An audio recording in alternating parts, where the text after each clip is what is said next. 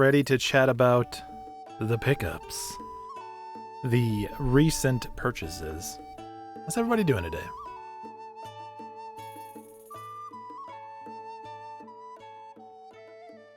Let me know if the music is too loud, by the way. I'm a little at the mercy of the playlist, but we'll do what we can. Who we got in here? By the way, all right. Mr. Enjoy Mangoes. Now, you all need to be nice to Enjoy Mangoes, okay? Enjoy Mangoes, a long-time friend of mine, okay? Vastly predates the channel. Vastly predates basically my time on the internet. So everyone be nice to Enjoy Mangoes. Very, very, very excellent human being. One of the best. Good to see you here, man. Hope you've been good. Today's stream is brought to you by Steez, a off-brand Arnie Palmer alike that is more tea than lemonade. Lindis, your last game purchased was Age of Empires Definitive Edition because nostalgia. I have that nostalgia. I love Age of Empires. I'm more of an Age of Empires 2 guy. But Age of Empires 2, Age of Kings, and The Conquerors, I was all about those games growing up. Played a ton of them. But I did play a good amount of the first one too. I had the gold edition. But I bought AoE 1 after I played AoE 2, just because I wanted more. I'd like to go back someday and replay Age of Mythology. I didn't like that one as much, but I had a computer that could barely run it at the time. And so I wonder if I went back and played it now, if I would like it more. I feel like I would. It's super my jam. Like mythology, the Greek mythology, Egyptian mythology, all that stuff is very interesting to me. So. No excuse. Grime was the last game you bought, Mr. Mangoes. Grime. I don't know if I've heard of that one. What's that all about? Tell me. You just bought an Xbox demo disc from Goodwill? COE, how you doing today? What's anything good on the demo disc? Anything exciting? Hopefully some good stuff. Hopefully. All right. Zugbar. Last game you bought was a Robinson Crusoe survival board game. That is very on brand for Zug. But the last video game is Tormented Souls, which should be here this weekend. You know what? Interesting. Tormented Souls, huh? Interesting. That's what we'll say about that. That's what we'll say about that. Dan, coming here just to see the animal boxing pickup. One day, I'm going to have an animal boxing only pickup stream, and Dan is not going to know what to do with himself. Probably the last time he ever shows up to the channel. His work will have been done. And by the way, Lindis, double chocolate mousse cake in the oven is hype. All right. I'm looking forward to hearing the full review on that double chocolate mousse cake. Good choice. And again, happy date-iversary. To you, Endrum, who's certainly out there somewhere. On our pre-wedding playlist, that's why I picked it. That's why I picked it. We're listening to a relaxing autumn video game music playlist. I'm getting in the spirit. You know what? We're getting into it's coming up on autumn. We're a month away from spooky season, which is very exciting. And I'm just trying to get into the vibes of those tunes. So it is what it is. Sprite, hello, of course. But does he enjoy mangoes? He does. He certainly does. Thumbs up for T. I agree. Can't wait for the new AoE. Yes. Very exciting. I need a computer that can run modern RTSs, though. I'm a little behind on RTSs, so. I'm behind on computer games in general. I think my computer's from like 2015. 2014. 100%. Yeah, Lindis, I'll send you the link to it. If I don't, it's just because I was dopey and forgot. But if you ask me, I can get it. What? But I'll try to remember. Mortal Kombat Shannon monks, which I'm guessing is Shaolin monks. Incredible Hulk, Rainbow Six Lockdown, And 6 minutes of Call of Duty 2 360 footage. Well, that's fun. I loved Call of Duty 2. When the 360 first came out, I thought that game was so fun. Isn't it weird? Imagine going back to a world before the annualized Call of Duty cycle, when Call of Duty 2 was just like a fun, well-made, high production value shooter. It, like, Call of Duty at that time didn't have the same, like, it didn't carry the same weight. It didn't swing with the same gusto as it does now. So it felt different at the time. It was a different gaming era. But I really liked Call of Duty 2. One of the first games I ever got 1,000 out of 1,000 achievement points on. I think you just had to beat it on hard to do it, though. I don't think it was too much. And Hungry Bill, hope you're having a good day. Last game you bought was Resistance 2. Ooh, what inspired that? Just a pickup of convenience, or something you were seeking out? Oh, Comeback Kid, hello, good to see you. How's your Friday treating you? All right.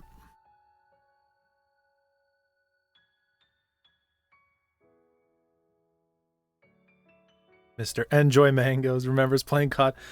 Did we play COD 2 back then together? Okay, the thing I always remember, and I always tell people this, like, your nose must itch a lot, because I bring up this story a lot. The first time I ever played the first Guitar Hero, when it was brand new, was at Enjoy Mango's house. Went over there and we played Guitar Hero and never knew it was a brand new thing. Like, it was fun and exciting. It's like, what is this, like, plastic little peripheral thing? Very novel concept. No idea what it would, like, blow up into and spiral and become. No idea that it would lead to my crazy Rock Band addiction. But yeah. Fond memories, good times. See, Guitar Hero and COD 2. Oh, that's so funny. I'm glad you remember too. $5 Poncha? Hey, you can't beat $5 for any game, really. I mean, that's a winner in my book. AoE came pre-installed on a computer your parents bought when you were a kid, and that's why you played it a bunch. Always been curious about Age of Mythology because you love the mythology too. Yeah, I bet it's good. I think my experience was just colored by it running poorly. Like, poor performance in a game can throw off your mood. I tweeted about this the other day, but people talk about, like, not caring about graphics in games at all. But I think performance on a game is very important, because if it's running choppy, like, that really, it throws off your mood. Like, it's very jarring. It, like, yanks your happiness away from you.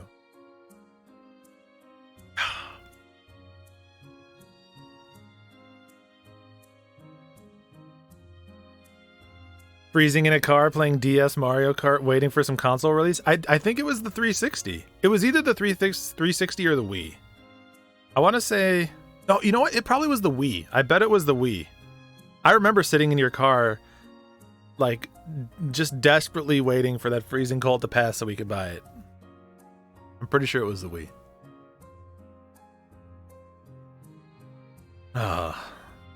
Excellent stuff. All right, people. I have a lot of games I bought recently, which is always true.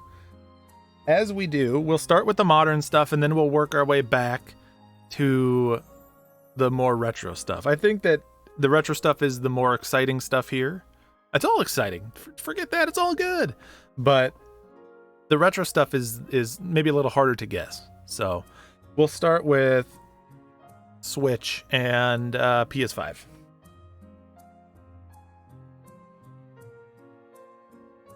And actually, I think I might be missing one of the PS5 pickups.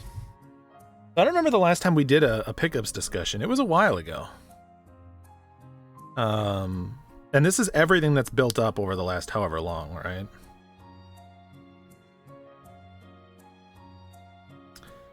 So this may, I think we might have chatted about this one, but if not, I'll bring this one up first. So, recent RPG that just came out. I was very excited for this game. It has, like, a time bending, like, past, present, future mechanic. Chris Tales. I played this one for like 7-8 hours. It's fun. It's a little slow. And I think I just got distracted by other stuff. In fact, this game kind of got set aside for me to play another game that we'll chat about here in a little bit. And so yeah, this game is very pretty. First of all, very visually striking. At 8 or 9 hours, I wanted it to do a little more with the time travel mechanic, and it hadn't yet. It was still kind of just a couple of different ideas that they had for it. So we'll see how it fleshes out. Definitely a solid game, just one that I bounced off of and will come back to at some point. So yeah, I don't remember if I talked about this one. This would have been right at the border. Apologies if I did. Mr. Ari Lewis, 2011's in the house. Xenoblade music, pickups. That's a good Friday combo. Happy to have you here, my friend. Thanks for stopping by. Thanks for hanging out. Hopefully, as we always say around this stream, if we talk pickups and Ari Lewis 2011 ends up buying something on eBay, we've done our job. That's how we know we've done our job.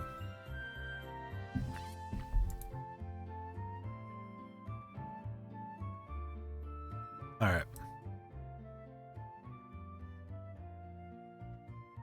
Let's talk some other PS5 stuff. All right, we have two. So as I mentioned before, we're getting into spooky season.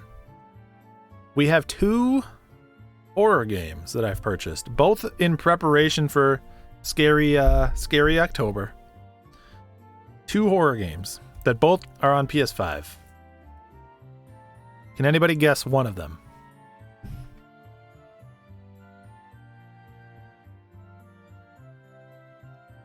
It might not be the first thought. The first one that comes to your mind. Come on, Zug. Come on.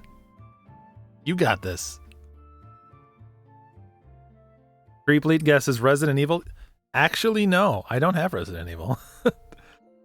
I'm uncertain if I'm gonna buy it at this point, because I've got some priority horror. That's right. Around this part, we respect the AAA, but we respect the jank too. Zug knows what's up. We've got Tormented Souls. I know very little about this game, but here's what I like about it. One, it just seems like a random, obscure, out of nowhere horror game. And then here's the tagline on the back. Classic survival horror is back. That's what you want to hear. Give me those modern games replicating the old style of survival horror. Take me back to the era before Resident Evil 4 changed everything. Give me my Silent Hills. Give me my Fatal Frames. Give me those. So I'm hoping that this can capture that spirit. That's what I'm hoping for. And I think it will. I think it will. So that's a strong contender for us. And Top Spot, hello. Welcome in. How are you doing today? Not Demon Souls. Give me those tank controls. Hey. We've said it before. This is a jank-friendly stream, so it's a tank-friendly stream. We got to do it. Tank controls are good. All right, this other one comes with a bit of a sad story. It's a little bit of a bummer.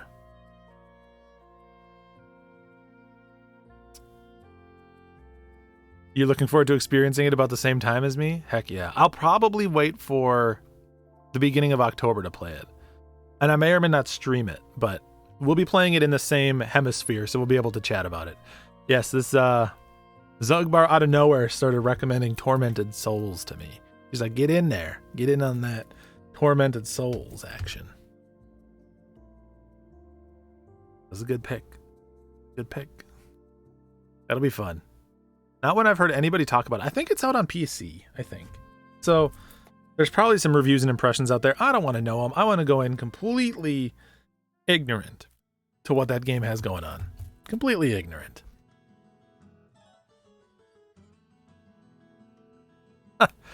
Hey, it's Mr. Rowe. Long time no see. Yeah, what he's not telling you is I just spent 4 hours hanging out in his tattoo shop today. But it's good to see you, my friend. You haven't missed too much. You only missed, really just Chris Tales and, just now we're talking about Tormented Souls. Everyone's premiere horror game. This is the horror game people are going to be talking about. All right, this other one, I feel like a lot of people aren't aware that this is getting a PlayStation release, or there hasn't been as much fanfare about it. This game actually came out earlier this year, and it was a Xbox like Series X game, essentially. Like it was pushed around the Xbox's launch, and in in hype material, promotional material for Xbox. And so I realize there's a PS5 version. You know I want those trophies. Yes. The medium.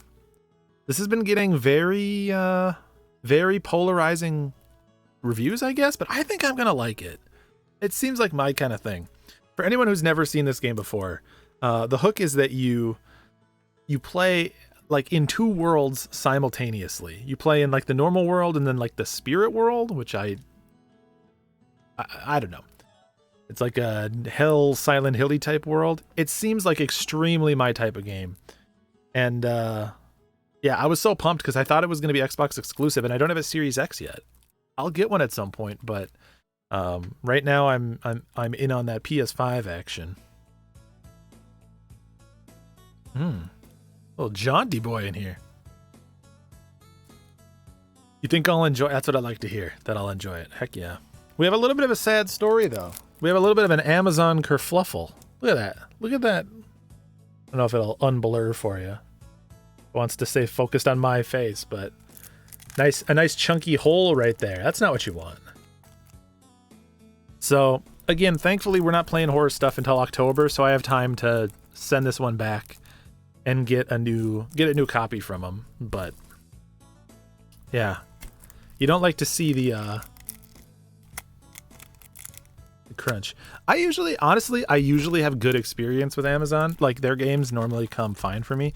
Although I will say, I don't buy a lot of special editions anymore. And so I know they're notorious for sending like nice special editions. You know, if you get like the East special edition or something, sending that in a bubble mailer. But normally it's fine. I mean, Tormented Souls came from Amazon, and other than the disc being loose, it's fine. But the loose disc doesn't bother me. Like Ultra Blu-rays, they don't scratch. It's fine. I'll pop it open and put the disc back in. Come back, it's on your Game Pass backlog. Nice. It's a perfect time of year coming up. You think I'll like it? Oh, you played it. Awesome. Did you play it all the way through? Did you enjoy it? I'm assuming you probably wouldn't be recommending it or saying you think I'd like it if not. So yeah, crunchy indeed.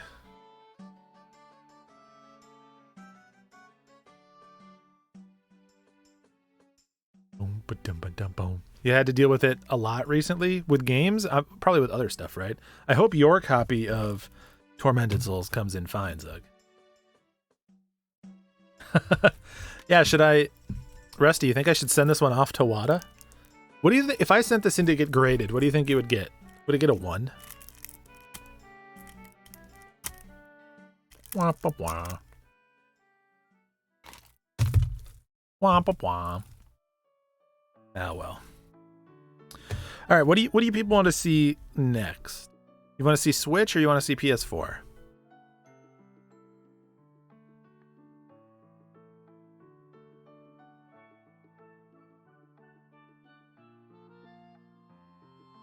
You're learning so much. Hey, we're in that horror times. There's actually another couple of horror games that I'm interested in. Comeback says Switch. Rusty says which has trophy support. Yeah. All right, Switch gets 2 early votes. We'll go with that.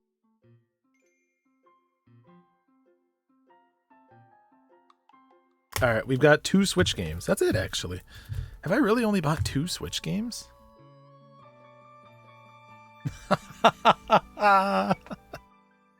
Oh my god.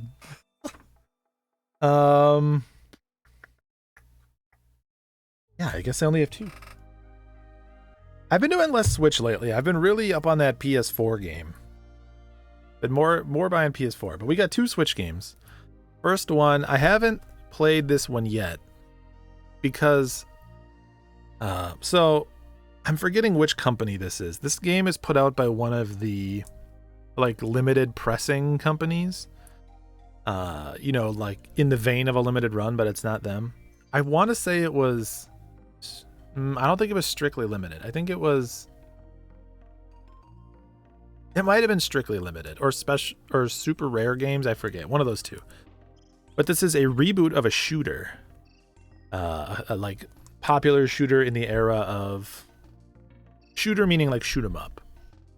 In the era of like Saturn, PC Engine, that time. And it's Cotton Reboot. So here's the downer about this, and I need to learn this about this company. I should look it up. Hang on. Let me figure this out for y'all in real time. Strictly Cotton Reboot physical. I think it's super rare, actually. Nope, it is. It's Strictly Limited. Okay. So here's the deal with this game. Strictly Limited puts out, you know, like print runs of games that presumably aren't going to get print runs elsewhere. And, you know, I like to have a physical copy of stuff. But they end up pretty much always putting out a like ESRB rated retail version that's an Amazon exclusive through like through the partner store. They have a partnership.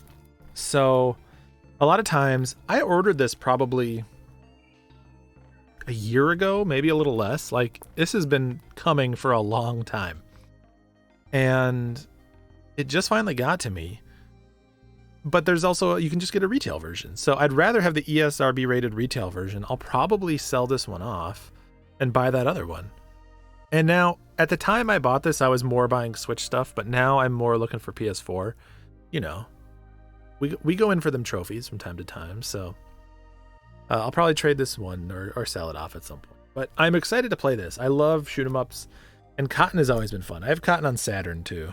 If I can get you some screenshots. Nah, they're kind of faded. But yeah, just a cartoony, cool shoot 'em up. I like that.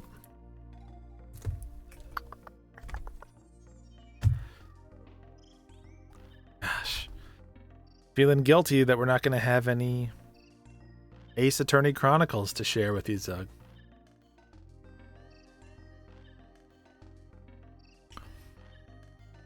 Not looking good for you.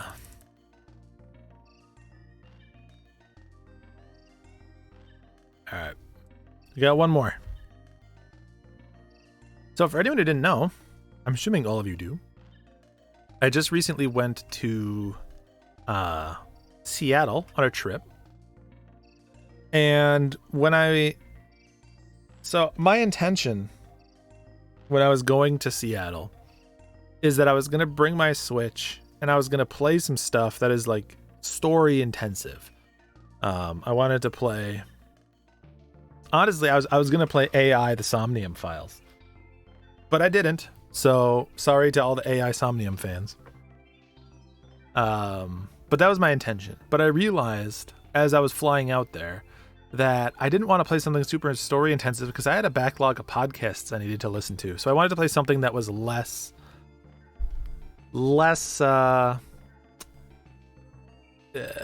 text-based, something a little more mindless. And on the way out, I chose Golf Story. I restarted a file in Golf Story and I was playing that, which is fun, but I have it digitally. And then when we were in Seattle, I wanted something to grab on the way back and play on the way back. And I was like, okay, well, what can I pick up that'd be fun? That would be good for playing for like a 3-hour flight on the way home. And I landed on this Switch game, which was released this year, but it also is a port of an existing Nintendo game. So this is Nintendo first party, but it's a port. I think someone can guess this one. I think if that's enough information for someone to land in the right spot. When I start talking about FIFA, Madden, or the show, I don't think I own a Madden, a FIFA, or a MLB The Show game. I don't think I do.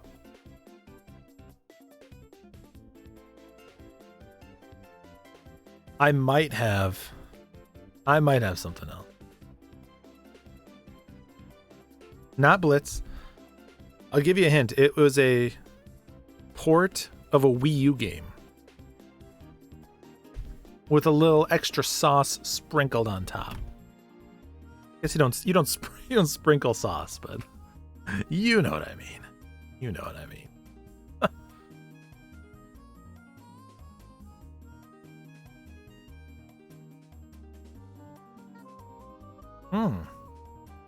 This music's going hard.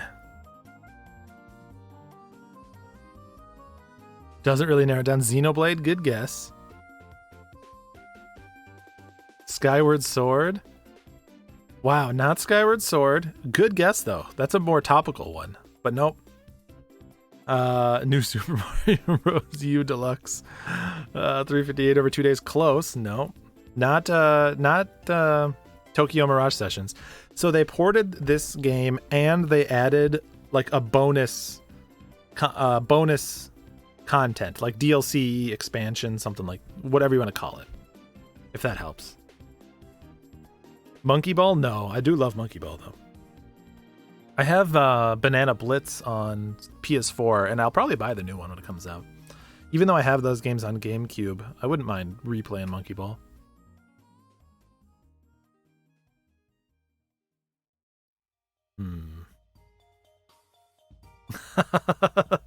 Cooking Mama sauce sprinkler? No. Good guess though, Hungry Bill. Wonderful 101? No. Nope. The closest here was Rusty. Rusty was the closest. Not a horse game. Not a horse game. Not Pikmin. Wow, isn't it funny how many ports of Wii U games we can name?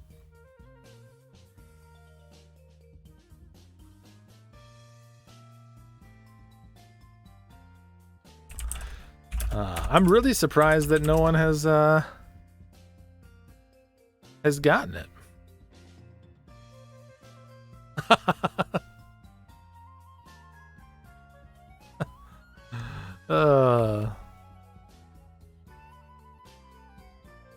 You're floundering, people. I thought you had it.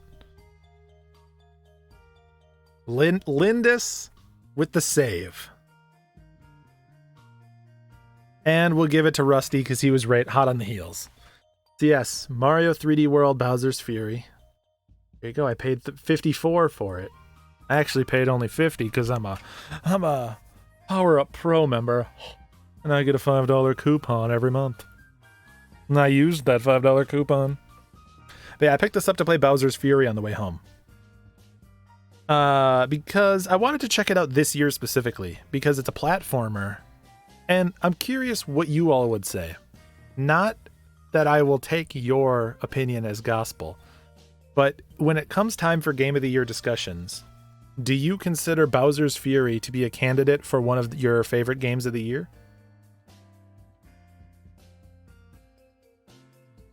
It is essentially an entirely separate game. When you boot up the game, you choose Mario 3D World or you choose Bowser's Fury. You choose one of the two. So I personally would count Bowser's Fury as a game when it comes to end of the year tough. It's entirely different from Mario 3D World, and it boots up separately and is entirely independent. So I played it. Gospel. You have that game? Have you played it, dude? Do you like it? So here's my thoughts, my quick review on Bowser's Fury. Here's my quick review. It's pretty cool the way that they do it. they set it up so it's a lot more open world than the other Mario games. It's like imagine if Wind Waker Islands were like all smashed really close together. And so like everything that you would explore takes very little surfing to get to. And then like the different individual islands all have different, they call them cat shines. They're basically just shine sprites, but they're cat shaped. There's a lot of like cat emphasis in this whole thing. All the enemies are cats and stuff, which I wasn't expecting. And then it's just really good Mario platforming in like this open world setting. I think it works pretty dang well. I think they did a good job. People talk about wanting to see a whole game in this style, and I'd be curious to see how they do it. I will say after playing Odyssey, it felt a little move restrictive, which was something I wasn't expecting. And the other thing, like the big thing to know about this game, is the entire time you're exploring, the Bowser is sitting like in the middle of everything, and he's a giant Bowser, and he's made out of like goo. And he slowly like rises out of this oil puddle, and as soon as he like rises all the way out, he'll attack you, and you need to like get this special cat bell and fight him off like Godzilla monster style. It's pretty funny. It's literally giant like Mothra versus Godzilla, but it's Cat Mario versus oily Bowser versus this Bowser. And then you'll fight him off, and then he like leaves you alone for another 5 minutes. So like there's this weird constant timer thing going on. It might turn some people off. Sometimes it was like it would come at a pretty inconvenient time, so I was a little bit bummed. Are we talking Game of the Year platformer? Would you consider this a candidate for Game of the Year platformer? This is not my favorite platformer of the year. So far, I think my favorite is probably Psychonauts 2. But I'd have to think on that more. That is not a well-researched, well-considered opinion. You haven't played, you think you might have it, but you're not sure, Comeback? Man, I can relate to that so hard. Sometimes you're just like, I just don't know. I probably picked it up at some point. Especially someone like Comeback, who is always finding clutch, like thrift deals and all sorts of fancy pickups. The dude can't be stopped. All right. I promised you all PS4, and I intend to deliver.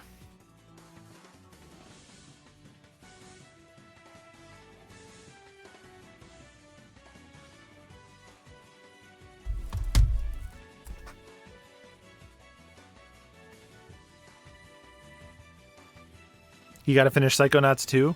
What do you think? What are you thinking of it so far? And is it your platformer game of the year? If not, what is? I mean, what platformers are in the discussion? Bowser's Fury.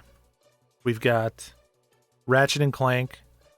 We've got Psychonauts 2. We have Balan Wonderworld. What other platformers came out this year? There's a couple others that I know I'm spacing on right now. I've played a lot of platformers this year. As I do every year. All right, let's start out the PS4 with Neo, The World Ends With You. Papa. I don't remember if I talked about this one either. Anybody played this? I'm in the middle of playing through this right now. I'm a solid like 10 hours into it or so. I'm going to say I am impressed by The World Ends With You. The DS game, exactly, Mangoes. The DS game is one of my favorite DS games ever. But here was my thought going in, and I think this is a pretty common sentiment, so it's not like a uniquely held opinion. The DS game was a time and place game. Like, when I was talking earlier about Call of Duty 2 and, like, it being before the annualized cycle of Call of Duty games, Call of Duty 2 as a game felt very different in 2006 than Call of Duty 2 as a game does now. Like, it releasing at the time that it did was really important to how I felt about it. And the same was true with The World Ends With You, the original, the DS one, not this one. Like, when it came out, games of that style were very uncommon. And it was a very stylish, very rich experience, especially for something on a handheld. So something that was so intrinsically tied to the DS and something so out there compared to other RPGs, it really was just, it was the right game at the right time.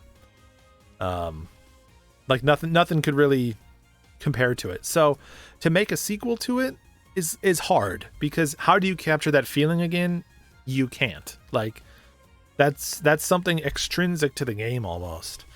And so I when this was announced, I was like, oh, I'm gonna get it. I love the original game. But I was skeptical. I was unsure they could do it. Because you can't replicate that. But they did a really good job of one, capturing a bit of that old feeling while also not trying to live in its shadow entirely. It's definitely its own game, and they make just enough differences to make it interesting, and they have enough similarities where fans of the old game feel comfortable. The best thing I can say about this game is I think anyone who liked the DS game is gonna get some comfy vibes from this one. They're gonna be nostalgic for it, but they're going to be nostalgic for the series, and they're going to enjoy this game because it's it kind of feels like going home in a way, going back to these old locations and such a similar style. But they did adapt the combat pretty well. They switched it from that really interesting DS combat style. That was very out of the norm at the time on DS. And they've mapped it to the PS5 controller or PS4 controller, to the face buttons. And so the same frenetic energy, the constant action that was from the DS game, he is here, but it is implemented in a different way. You execute it in a way that isn't the same. So it's still it has a bunch of effects going off all the time, but it's not the DS game. It doesn't quite take the same level of depth.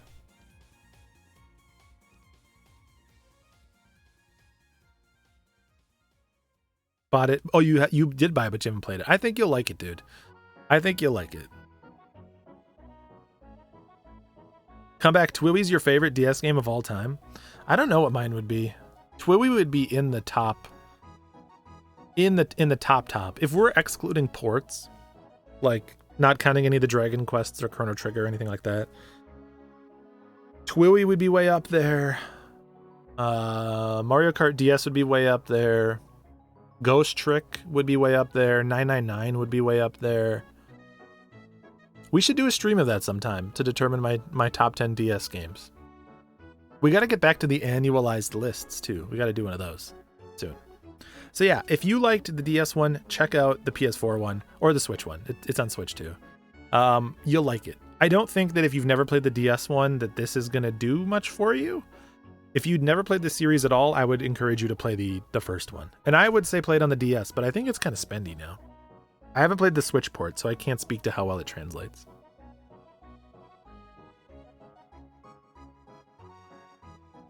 Oh, Edwin's, I love Darkspire, but I haven't played enough of it to comfortably say that it's my favorite. I listen to the Darkspire soundtrack a lot, though. Darkspire has a fire soundtrack. And Edwin's hello, by the way. Welcome to the pickups. Switch port of the original Twiwi's bad. I kind of had a feeling it would be. I didn't want to without having played it myself, say that though. Again, The World Ends With You had to be a DS game. It was a DS game. So the mapping of it is odd.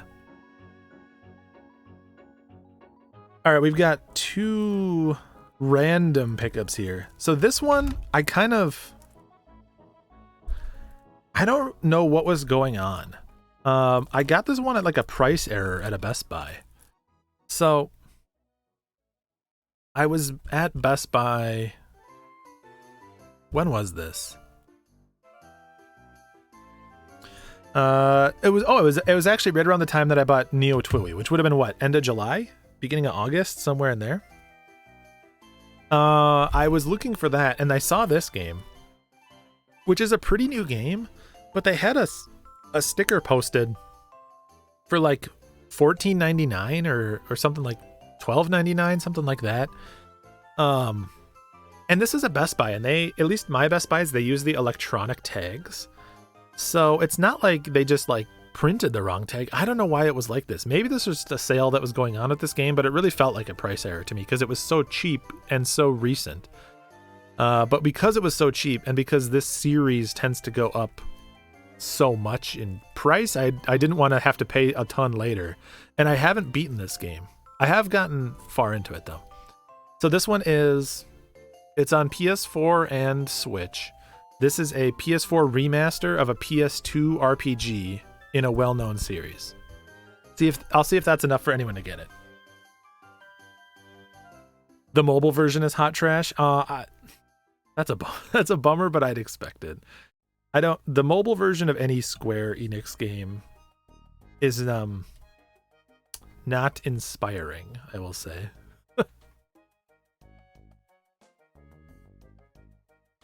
Dot hack, that's a good guess. Good guess, but no. This is a long-running franchise. It has entries going back to at least the Super Famicom, but it had entries in PS1, it had entries on PS2.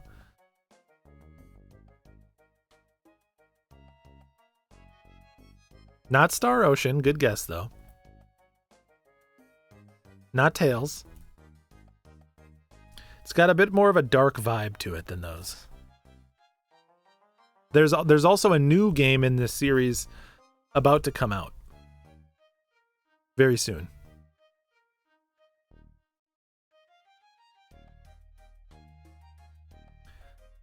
I'm gonna give it to Comeback. Comeback is close enough. So it's Shin Megami Tensei 3, the HD remaster of Nocturne.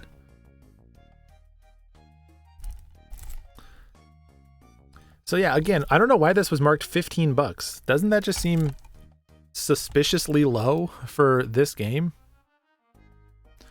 So, I wonder if I still have it. Hang on. Let me see if I can tell you this story in real time.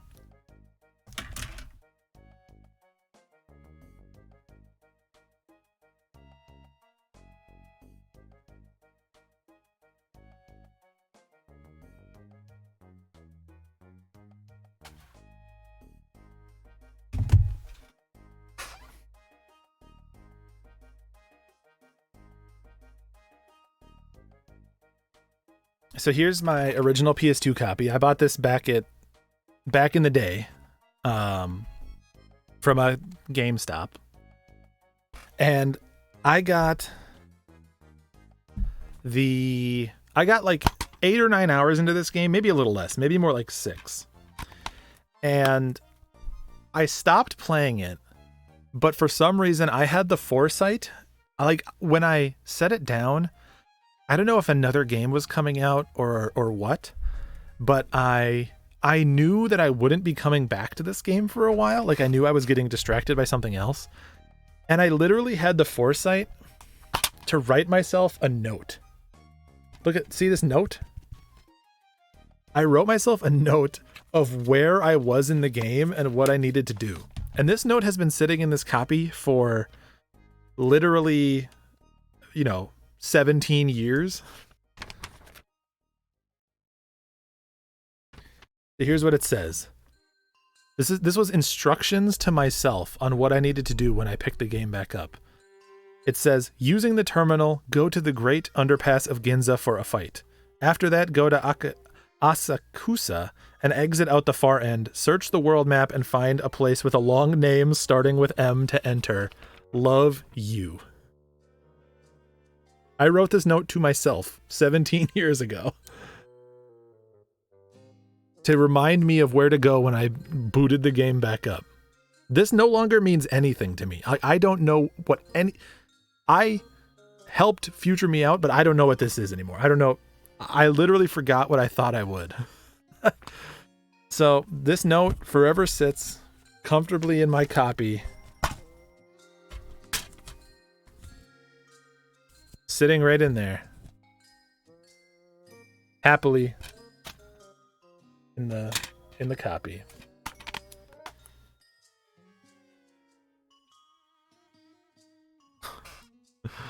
Do I still have my memory card with the save? I probably do. Yeah, I definitely still have the memory card, and I probably still have the save, almost certainly. I haven't, like, when I run out of space, I usually don't delete files. I buy a new memory card, so I have most of my old save data. Unless it's off of a Mad Catz memory card, and that has long since died out, but...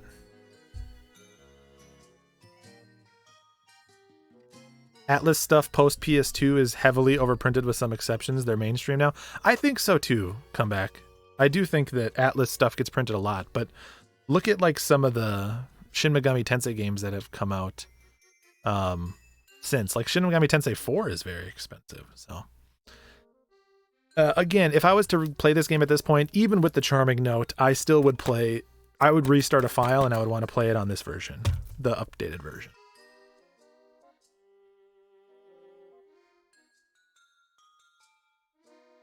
Young Steve let me down. Hey, look, Young Steve helped me out. I will never get rid of that note. You had 2 Mad Catz PS1 cards.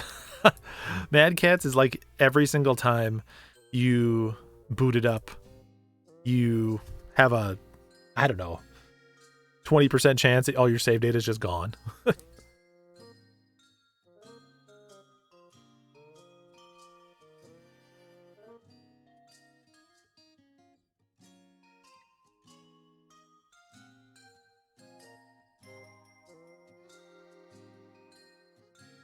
All right, next up. So I'm embarrassed to say that I have not played this game yet. This is a series that has become incredibly popular, and this was the prequel made for it. What else can we say?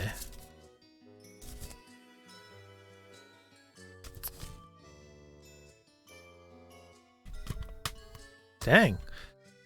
Edwins doesn't need a single other hint. He's on it. So I finally picked up, this was the last Yakuza game I didn't have.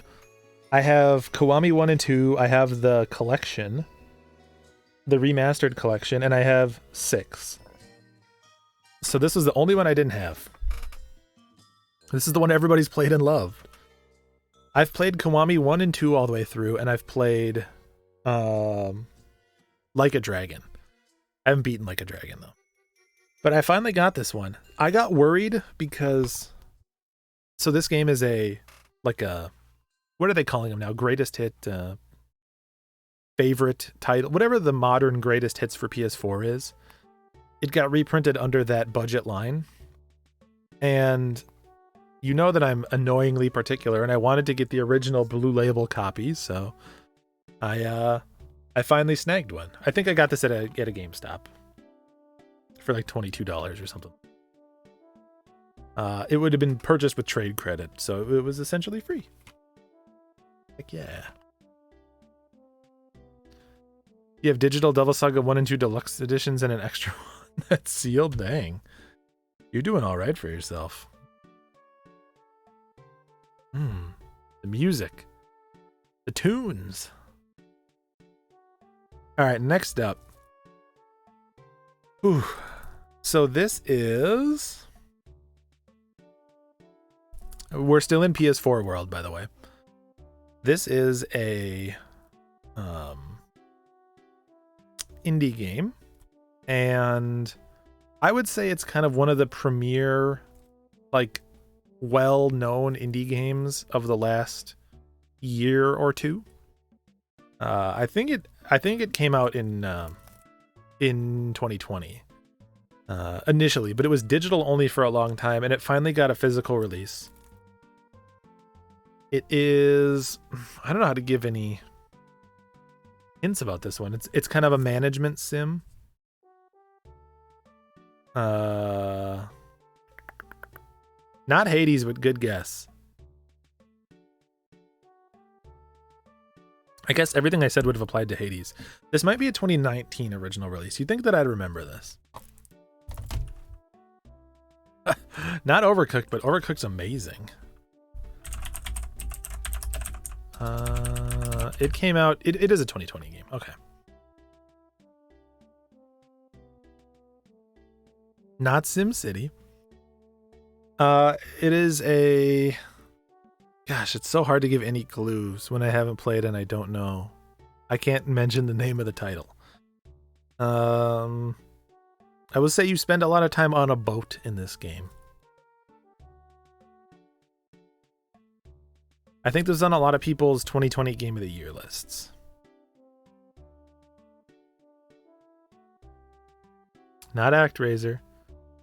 Yes, Spiritfarer. Yeah. Finally got the physical version of this. I'm ashamed to say I did not play it when it came out. I really wanted to, and I just never got around to it. And then I had waited long enough where I was like, okay, I missed it in the year it came out. I can wait for a physical release. So I finally got one. One popped up on Amazon a long time ago, and I pre-ordered it, and it just showed up not that long ago. I'm really looking forward to this one. There's some people that I trust their opinion that really like this game. I know some folks from Giant Bomb / Nextlander really liked it. I know Rusty's partner Lauren, she really loved it, and she tends to share my taste in Switch games a lot of the times. At least in that she likes Grease a lot, which is an incredible game. So, yeah, this one's definitely high on the to-do list. Although I'm worried because it's supposed to be a sad one. No spoilies. But we'll get around to it very soon. I say optimistically. I mean, if we can beat Willow on the NES, we can say that we're going to get around to it soon, right?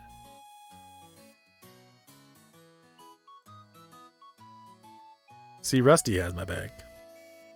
All right, so let's transition into a bit of a story here, because these next two games are related. They were purchased in the same way.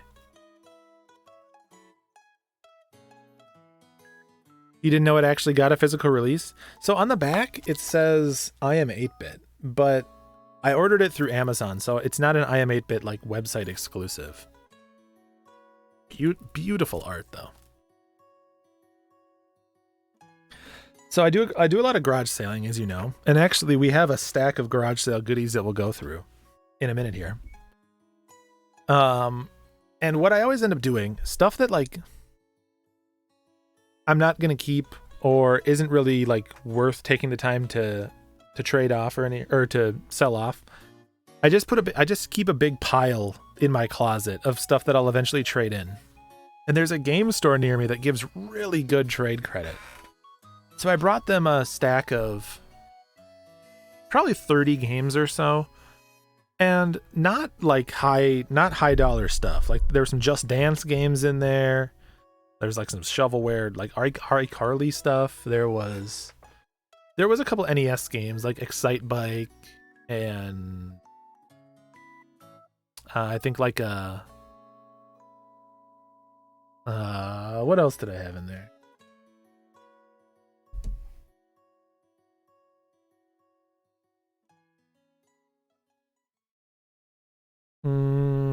There's at least one or two other good games. It was like Star Tropics. I think I had a copy of that, an extra copy of that from when I bought it complete.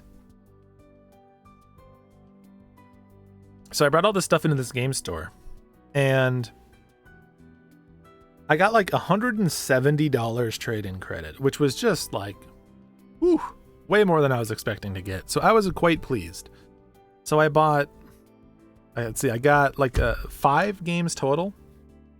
One of them I don't have here to show. One of them I sent off to Trav, my Polykill co-host. But 2 of the games I got were PS3 games that I've been meaning to get for a long time. The first one is Spooky Season approved for sure. A remake on PS4 of a Sony game that is spooky season approved. What do you think it is?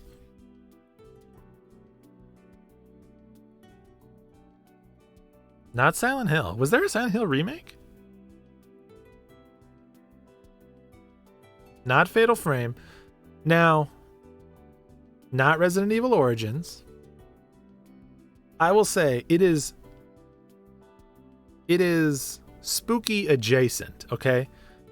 It is not a scary game, but it is certainly Halloween appropriate.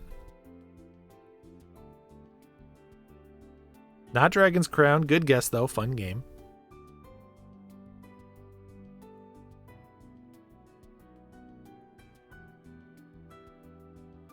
I never played this game when it first came out. It was originally... should I say this?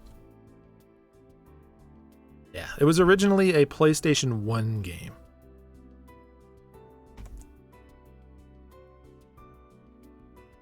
No, Rusty, not horror adjacent. Spooky adjacent. That's the non-copyrighted term. I'm cleaning stickers as I go.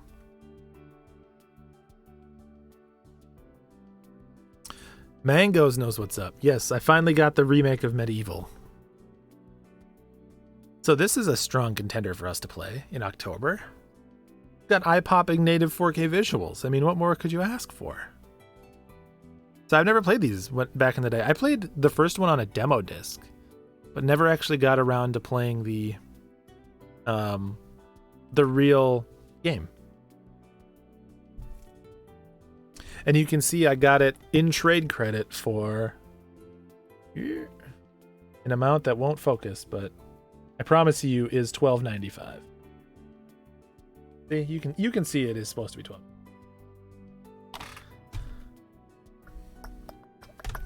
I don't know what it's going for. For the stuff that I got with trade credit, I wasn't like trying to get a deal or anything. I was just like, yeah, it's a game I've wanted for a long time.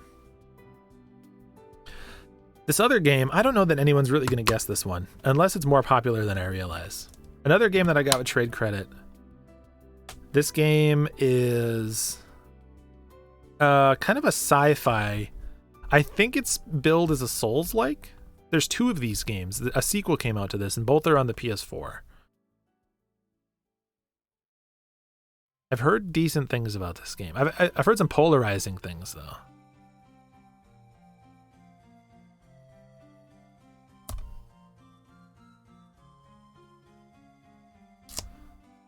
Gotta get stickers off. Yes, correct. Surge. So, somehow, a long time ago, I got the Surge 2. I think I picked this up in, like, a buy two get one at some point, and I was like just needing to fill the slot. So I've forever had that sitting there, and I've never played the first one. Has anybody played this? I'm actually really intrigued. I've heard it's solid. For some reason, every time I wanted to buy this game, it was always super beat up. So when I saw this, I was like, oh yeah, I'll grab that. And this one was again $11.95. In trade credit. It says, welcome to Creo, the mega corporation saving the world. It's got hardcore melee combat. You cut off parts of the enemy you want to loot. Got deadly enemies and bosses. Yeah, I don't know how accurate it is to say that it's a Souls-like, but I've heard that it is. Heard that it is. As I obsessively try to get this paper off. Does it push Surge the beverage on you? I wish. Huge Souls fan, you'd say it's pretty solid? Alright. Good to know that you continue to have good taste, my friend. I mean, I knew you were a Souls fan because I'm pretty sure I've seen you on PSN playing all sorts of Souls stuff before. I want to say. All right, well, I can't get that paper off.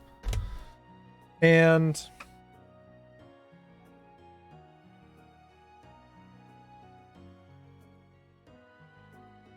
that's the last PS4 game I got. So we're gonna switch to Xbox One because another one of the games I got was traded in with the trade credit. So this is a weird situation. I don't buy Xbox One games basically ever. I still have a base model Xbox One, like the VCR, the original model. I never got a 1X, and I don't have a Series X yet. I will get a Series X, though. And I don't really buy any multi-platform anythings on anything but PS4. I just default to PS4 because that's what I have set up. That's what I'm familiar with. I can get trophies, etc., etc. So sadly, my Xbox One has kind of languished a little bit. Not through any fault of its own, but it hasn't really gotten much use.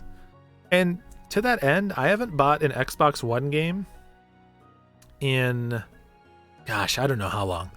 It's honestly probably been years since I got a new Xbox One game, and somehow I have 3 to show you, which is just so strange. So one of the other games that I got is an Xbox One exclusive. Xbox One exclusive.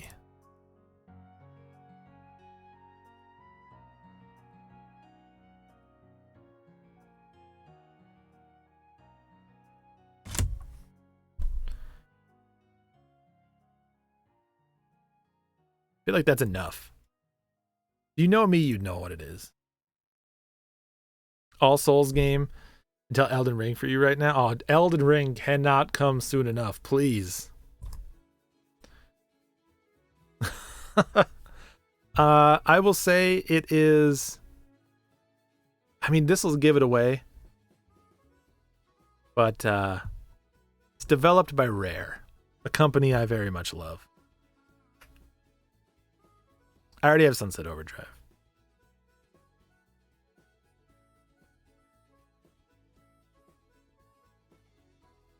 Yes. We finally got Sea of Thieves. Ready to finally be played. When I get a Series X, I'd love to hop on the seas with everybody. Pop in, sail around, RP as pirates together. Probably not going to pop it in until I get my Series X because I want it to be as beautiful as possible when I do, but can't resist the Rare. And it always seemed like a cool game. People seem to really like it. It's definitely got a lot of support, and I think it's like drastically improved as time has gone on. So, yeah. Heck, an Xbox One game.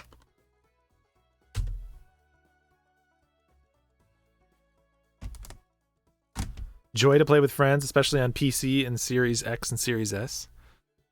I'm glad to hear that you've played it. Maybe when I finally get my Series X, you can sail me around the seas and teach me the ropes. I feel like I'll be coming in a little late, so I'll need someone to like help me get my bearings so that all the people that have been playing it forever don't just stomp all over me. I don't want to be mincemeat.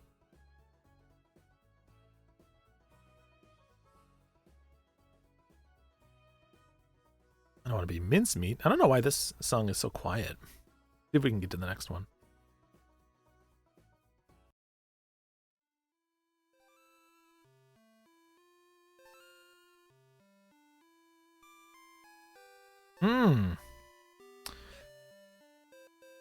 That's what you like to hear right there.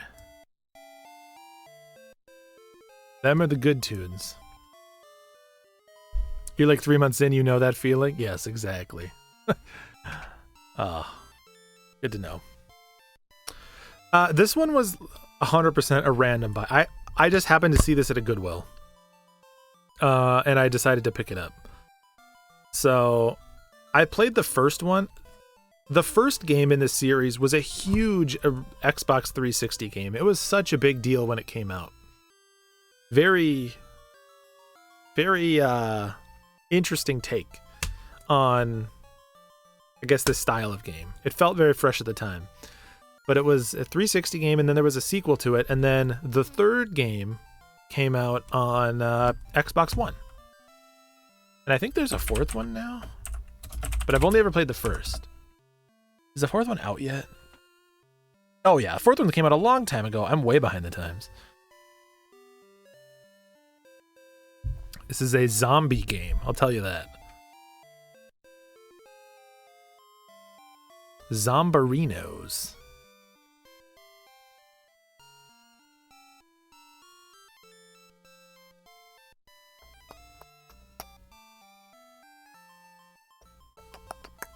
The people know what's up. It is Dead Rising. Has anybody played this one? I would play 2 before I played 3, but again, it was $2 and I was like, hey, Rare is the Xbox One game that feels like I need to add it to the collection, so I grabbed it. I know, right?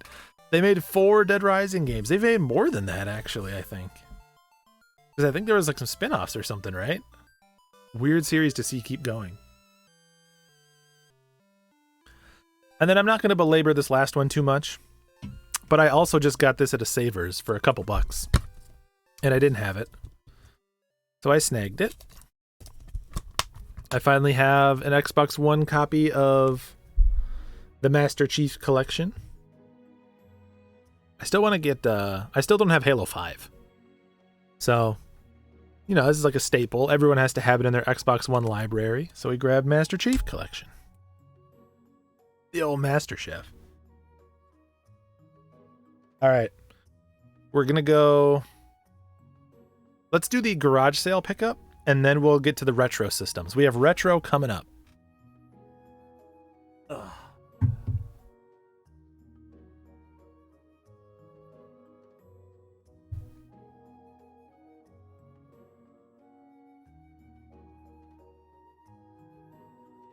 Alrighty. Mr. John Halo. So I stopped at a garage sale. I was out garage sailing on, it was either last Saturday or 2 Saturdays ago. I posted a picture about this on Twitter, so I'm not going to make everybody guess because people might know about it. But they had a huge stack of games for dirt cheap. Dirt cheap. So I got this entire stack right here for $3. It was like 25 cents a game. So here's what we got. These first 4 are the ones that I'm adding to my collection. We got Dragon Age Inquisition. So I'm going to be able to add the Dragon Age. And it's labeled 50 cents. They didn't even charge me that. We got that one. This is probably the one I'm most excited. Well, I'm excited for a couple of these. But this one was really nice to get for cheap. Prey. What is it? 2017 Prey. I like the first Prey. Good memories of playing the first Prey on 360, so excited to check this one out. It's got good buzz. And again, 25 cents. Dragon Age hype indeed. Spooky season hype. We got Fear 2, Project Origin. I've never played anything past the first Fear game. And these are all like beautiful and complete. Like they all have everything you'd want. We got Fear 2. Good spooky game to check out. I was actually really pumped to get this one. I haven't taken the sticker off yet. But Prototype? I remember playing Prototype. You remember back? This came out, and I feel like for a hot minute there was this like Prototype versus Infamous debate. Like, which one's better, Prototype or Infamous? And Infamous obviously like went the distance, and Prototype disappeared into the ether. But I remember having fun playing this on 360, so I was pumped to get this because I was like, oh, I would definitely check out Prototype again. Such a time and place thing. Again, it's so funny how you don't, at the time it felt like both games were so big, and then Prototype literally fell off the face of the planet for everyone. First Fear game was a huge step forward for enemy AI. Yeah, for sure. I liked it. It was fun. You've got all the Fear games on Steam? Nice. I was bummed. This one doesn't have a case. I might try to track down a case for it, but I feel like this game is so cheap, there's kind of no point. I got a disc-only Dishonored 2. They made a prototype 2. They did, yeah. But I've never heard a single person. I mean, I've been playing and collecting for a long time. I've never heard a single person talk about prototype ever. Feels like a completely forgotten franchise. But here's the other games I got. These will probably go into my trade-in pile. First is Deus Ex Human Revolution, 25 cents. I don't know anything about the modern. I have played none of the modern Deus Ex games. I'm not sure if I'd be into them or not. Like, I don't know. I don't know if this is anything. Also, did this game get a PS4 release? I think. I don't know. But I wasn't planning on keeping it unless people really convince me that it's worth it. Right up there with Killzone. I think people remember Killzone more. Oh, this one, I would have been pumped to get this one if I didn't already have it. Spec Ops The Line. This game's good. You all should play Spec Ops The Line if you've never played it before. A very interesting, I guess, like commentary on the first-person shooter genre. Definitely just take the recommendation, go in blind, and play Spec Ops The Line. It's very good. But I already have that one. I already played it. We got a copy of Dark Souls 2. I already have it, obviously. In this house, we respect Dark Souls. Just do it? Yes. Yes. My people coming out understanding that Spec Ops is so good. It is literally one of the best first-person games that I've ever played, yeah. It is. It was phenomenal. Another one I already have, Brutal Legend. Fun game, though. This game was like such a big deal when it first came out. Very topical with the old Double Fine there. Double Fine back in business. I mean, they've always been in business, but they're just relevant because of Psychonauts 2 right now. We got Red Dead Redemption. Never played the original Red Dead Redemption. We got Detroit Become Human. Good game, but I already have it. Also, how does this happen? Like, who folded this in half? And why? What? It's not cut. Like, why? What's the reason? Dark Souls 2 is a rough one, but the story and DLCs are great. I love Dark Souls 2. I know that it's like the black sheep, but I really liked it. I was like so close to getting the platinum on Dark Souls 2, and then my save data messed up. Story for another day. And the last one I got, Toy Story 3 on Wii. I already have this on PS3. You might be right, Comeback. Yeah, Toy Story 3 one that I'm excited to play on PS3, but got it on Wii. So yeah, really, I mean, for $3, again, the $3 pickup.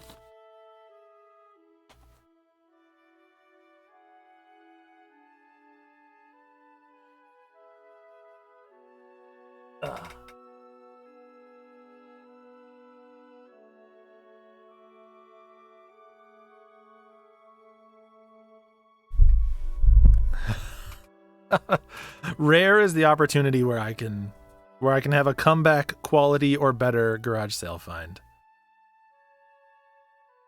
You're about 2 hours into your run while watching the stream? That's awesome. That's so cool. All right, we're going to get into retro in a sec here. We'll start with Wii and we'll work our way back. But I need to take a quick break. So give me 1 minute. Enjoy the music. Don't go anywhere. When we get back, to give you a teaser, we still have Game Boy Color, Game Boy Advance, PS1, PS3, 3DS, GameCube, Wii, Genesis, and Super Nintendo. All of those yet to be discussed. All right, be right back.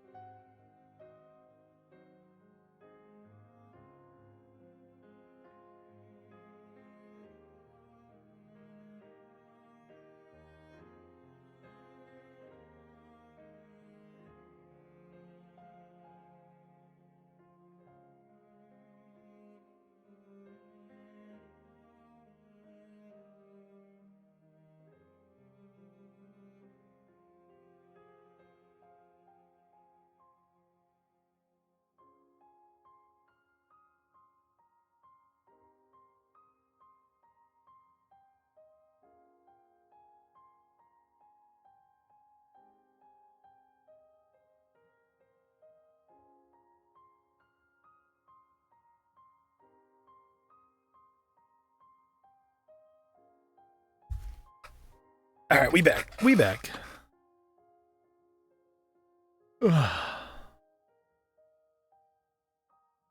All right, speaking of Game Boy Color, you read a rumor that they're going to add some Game Boy stuff? Yeah, I heard that too. I'm excited. There's a lot of really good Game Boy games that they could add. Super Nintendo hype. Super Nintendo is some of the best stuff I have. I'm excited to share those. Legends of Wrestling, WW 2K14, and Crash Cortex. I mean, for $5, that's a steal, so still a rock solid pickup comeback. Thank you for the kind words, Rusty, that you say that they're the best. I aim to entertain. Man got no chill when it comes to pickups. Open Metroid Dread coming out. They also released some other Metroidvania games on the online consoles. Mangas, you played Hollow Knight, right? I'm pretty sure you did, but if not, you gotta play Hollow Knight. You gotta play Hollow Knight. It's so good. All right, Wii and PS3, and then we're going back. Most of these consoles at this point, we only have like 2 to 3 games for.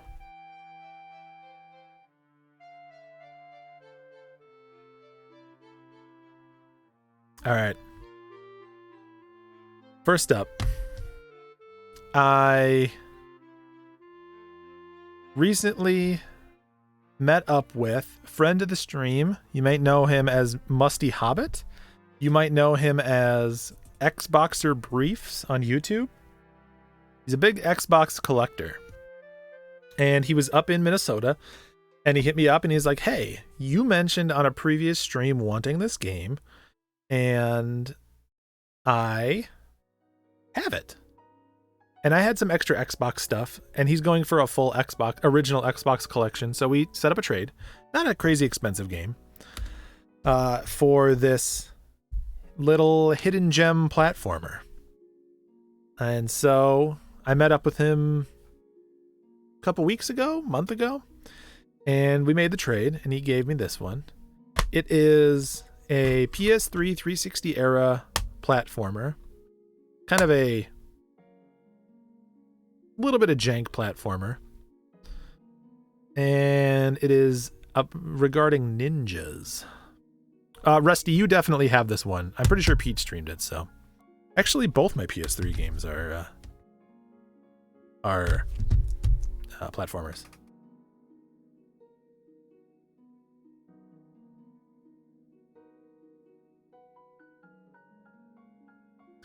Ninja platformer on the PS3. What do we got? You went through Hollow Knight twice fully? Ugh. A man of taste. A man of taste. We have no choice but to respect.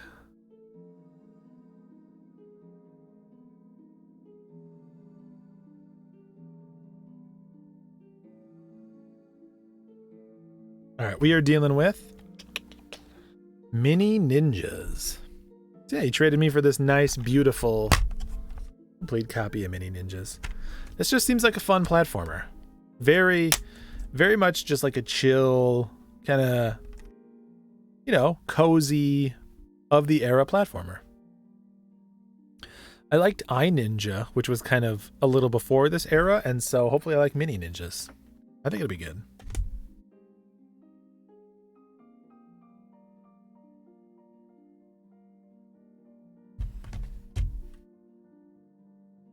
Hidden gem. All right, this other one might be even more of a hidden gem. This is another PS3 platformer. It is based off of a movie. Based off of a licensed movie. The movie was... I didn't hear a lot of people talk about the movie. The movie's from 2011, and it looks like it was a Paramount Pictures film, an animated film. The movie, I believe, featured the voice talent of Johnny Depp. Boom. Comeback knows what's up. We got that Rango. I got this one in Seattle. Right down the road from the industrial district Pink Gorilla, there is a game store called Al's Music and Games, and I got this one in there. And they had a pretty good price on it. They had $27.99 on it, which isn't like a steal. But this is one of the most wanted PS3 games, and this game is not cheap. Like, it's surprisingly hard to come by, given that it's like a Rango. You'd think that this would be nothing, but this game holds some value, so it was hard for me to find at a good price. Been on the wish list for a long time. So, oh yeah, you know this one's Rusty approved. We got that Rango. All right, next up, we have a couple of Wii games. Let's do some Wii. Let's do some Wii. First up here, I got this one at a half price books. I don't have the sticker on it anymore, so you'll just have to trust me. It's an Honor System stream. For a long time, I didn't pick this up, and I haven't bought the first one, but as time goes on, I just really associate this game with the Wii. And I don't really know how it plays or if it'll be any fun, but I want to check it out. It is a spin-off Pokemon game for the Wii. See if that's a good enough hint for you.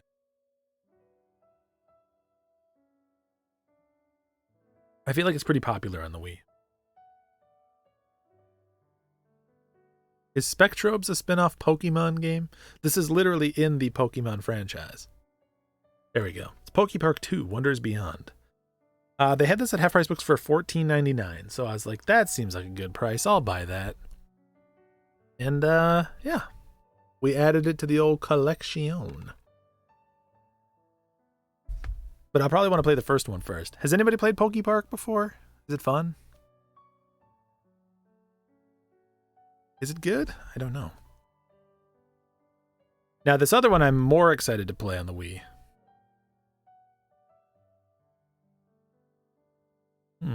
It's one of the games you found for 25 cents. How long ago was that comeback?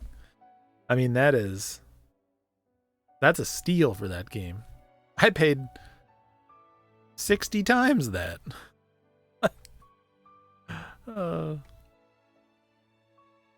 This next one here, the other Wii game I got, is a light gun shooter on the Wii. That's probably all you need. There's not that many. I was surprised I didn't have this one. I have a lot of the light guns shooters on the Wii. I have Target Terror. I have Ghost Squad. I have the Resident Evils. So it's none of those. But this is like one of the bigger ones. Ooh, my gosh, this music. What are we dealing with here? Some Xenoblade. I should have known this would be Xenoblade music. I should have known.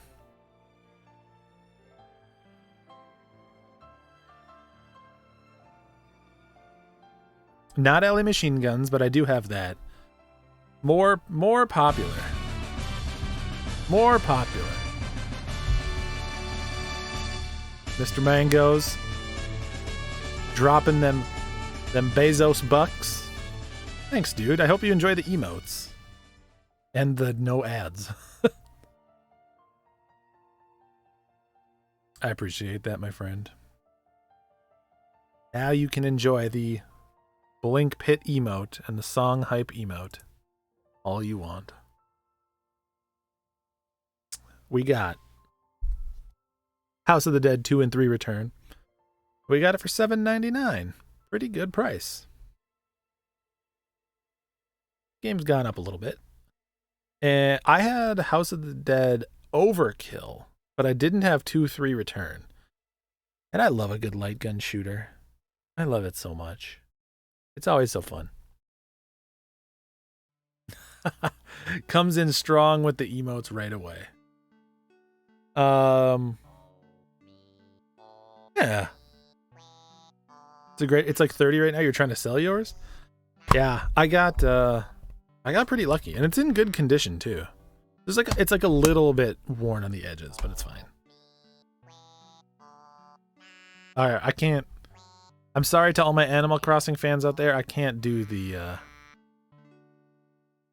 We can't do the KK slider.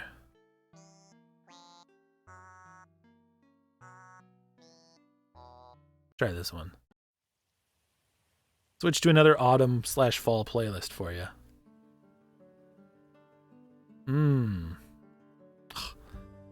You know if it starts with Octopath music, it's a banger playlist. You know it is. All right, let's do some Game Boy stuff, huh?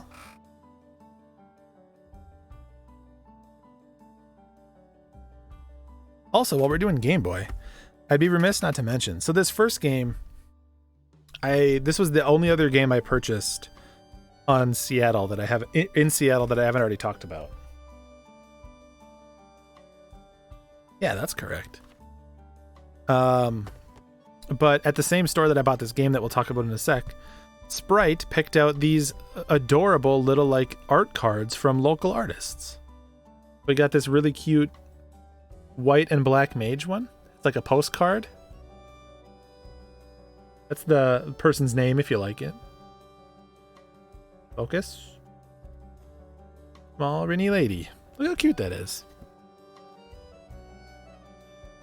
And then you all know that I couldn't resist this one when she showed it to me. We had to get the Journey one. I mean, come on. Look at that. Anyone that was here for the Game of the Decade stream will know. They'll know. Journey is real ones only.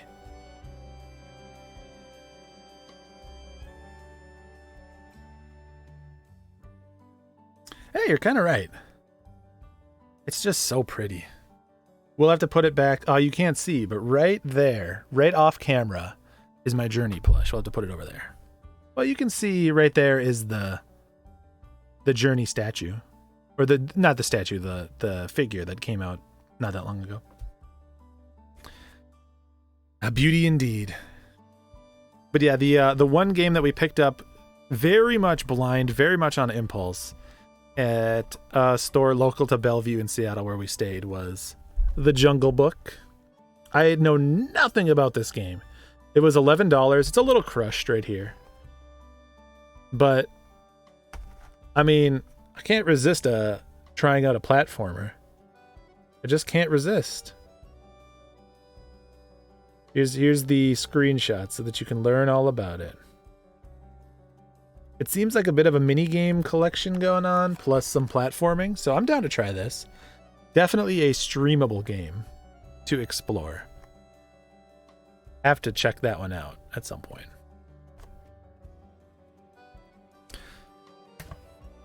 All right. Game Boy Color time. We have... So this one requires a little bit of setup. This is a nice game. This is a pretty good one. So Sprite was, for a long time, and she can fill in any details that I'm missing here, but she'd been trying to remember this game that she played from her childhood. And she knew only the barest amount of details. She knew it was a Pokemon style game, or like a monster hunting style game, but it wasn't Pokemon.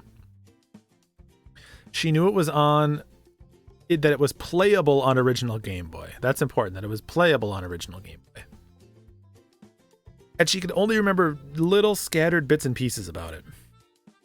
And so we got to talking about this game, and I kept trying to like suggest games that it might be. You know, is it like Robopon? Is it whatever? And she couldn't figure it out. And I think we actually named the game while we were trying to figure it out, but she couldn't get it. And so she did some deep research and spent a long time on YouTube scrolling through a bunch of videos to confirm what the game was. And she finally figured it out. And so in honor of her childhood memories of this game, and because it's a game I wanted anyways, we had to pick it up. Yes, to be clear, this didn't all happen in one night. Like, for a long time, she could not think of what this game was. And it was only recently that she finally cracked the nut. Like, she finally broke down and grabbed it. Or figured out what it was. So, after all that work, she figured it out. Now, in the end, it wasn't a horribly obscure game in the grand scheme of things. But without much information to go off of, it was hard for us to nail it down. And especially because, remember, I said that she thought it was an original Game Boy game. But she didn't realize that it was just playable on original Game Boy. So she would look up videos and it would be playing in color and that would seem wrong. But it's because she needed to see the black and white version to confirm. And yes, you are correct, y'all. It was Dragon Warrior Monsters. So we grabbed her a copy. So she can finally relive that childhood. Breed with your friends' monsters too. Well, the trick with it, good guesses by the way, is that even when we looked up Dragon Warrior Monsters, it still didn't seem like the right game. I also suggested Dragon Warrior Monsters, but the problem is because it had to be in black and white for her to like trigger her memory. The videos kept pulling up in color because people will play the color version. And I know, right? Isn't that box art just something else? You gotta love that. They all look so happy. Yeah. Really nice copy. Very happy with it. And now she can relive that childhood whenever she wants. So yeah, we got some Dragon Warrior Monsters. Let's put this over here. All right, what do you want next? Genesis, GameCube, 3DS, or PS1? I'm going to save the Super Nintendo for last. Super Nintendo is the most fire, I think. I mean, there's some fire on PS1 too.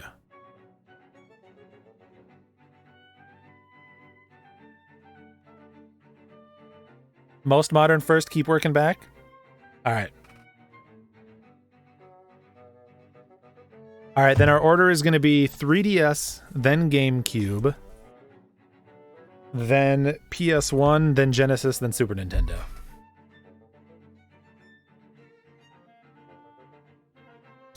All right.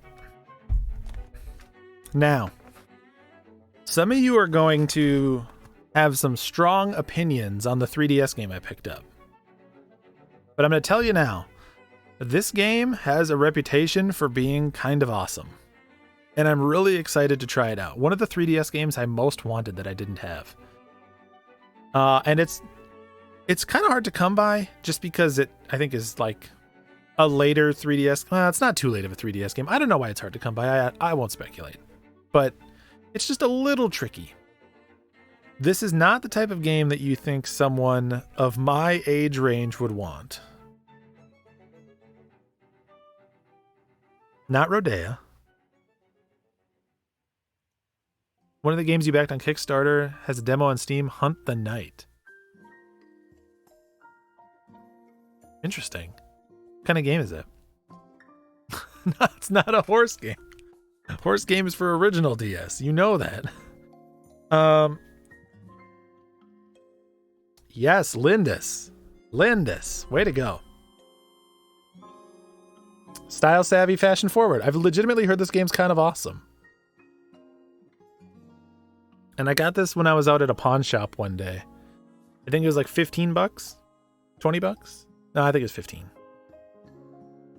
There's their barcode from Pawn America. Yeah. I've actually heard this game's pretty good. Has anybody ever played a style savvy game before? I'd be curious if anybody has. Rhythm Thief was a good guess. I like Rhythm Thief a lot. I should go back and beat that game. Really fun. Cool, unique 3DS only game.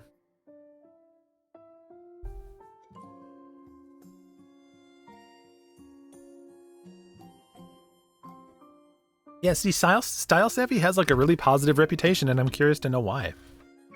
I actually bought the same game for my niece when she was turning like 9 years old. She had just gotten a 3DS and wanted games, and I bought the same one for her, and I was jealous. I was like, I want this for me. So I finally have my copy. All right. Let us chat on some GameCube. It's GameCube o'clock, people. This first one, this is one of the other games I got with the $170 of trade credit that I mentioned. This one is... So it's like a monster breeding game. Not entirely dissimilar from a Pokemon game, I don't think. It is published by Sega. I don't know if it's developed by Sega on the GameCube. And I used to see this game all the time on GameCube. And... yeah. I don't know too much about it. I picked it up because it was like, I had trade credit for it. And I kind of like bought everything that I wanted.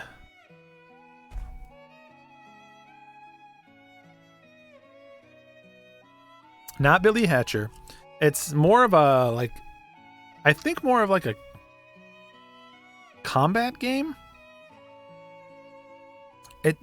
From the little bit I've seen, it seems mostly around like monster raising, to race them or to fight them, stuff like that.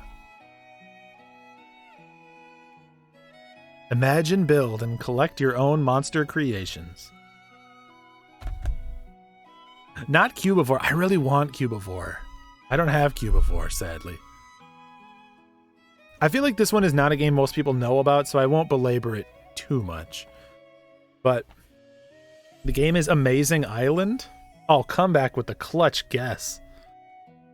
Yeah, I picked this up. They had it for $40, which might surprise you. It surprised me. This game kind of went up in price out of nowhere. This game has been trending up. Like, copies of this can go like 70 and higher at this point. But I'll be honest, this one wasn't on my wish list. I didn't know too much about it, but I had the credit to burn.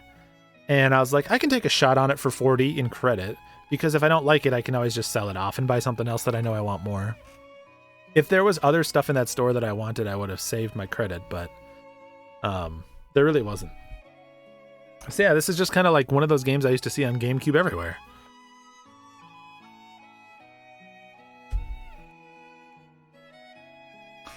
All right, my other GameCube game has kind of an interesting story.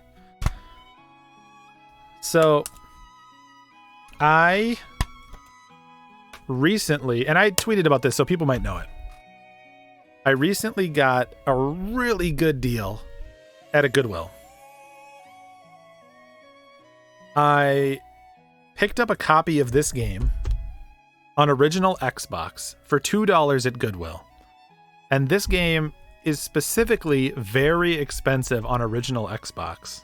I mean, it's multi-platform, and the PS2 and GameCube versions aren't like cheap, but comparatively the Xbox one is crazy expensive.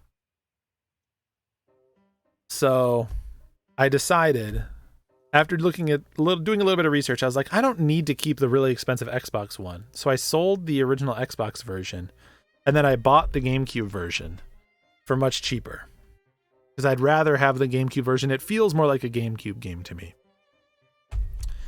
But it is a 3D beat 'em up based on a cartoon series. And again, this is the GameCube version, but the original Xbox version is one of the rarer games. Correct, Edwins. Teen Titans. So yeah, we grabbed the Xbox version at a Goodwill for $2. The Xbox version is like a $150 to $200 game. I didn't need to keep a crazy expensive game like that. I wanted to play it, but not for that much. So we sold it off, used that money to fund the GameCube version, and then enjoy the rest, because simply no need. But yeah, this seems like it seems like a solid 3D beat 'em up. I actually think I'll probably stream this one at some point.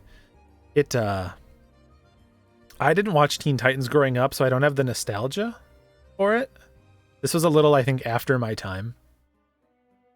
I mean, obviously, if it was a GameCube game, it was like I was already teenager and beyond at this point, so I mean, yeah. Well, this came out in what year? 2000. Yeah, this came out 2006. So this game came out when the 360 was already out. And I had never watched the show, so we picked that one up. I'm excited to give it a shot.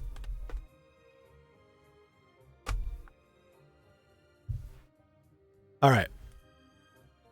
It's PS1 time. There's some good stuff on PS1. So first one up here, you know that we are in the mood for that spooky season. We're trying to get the spooky games. We want the spooky. And so, this one is extremely obscure on the PS1. I really don't think that... I'd be surprised if anybody guessed it.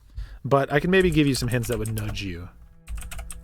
So this is a like Resident Evil style survival horror game on PS1. And it is based on the same franchise as a movie that came out at the same time.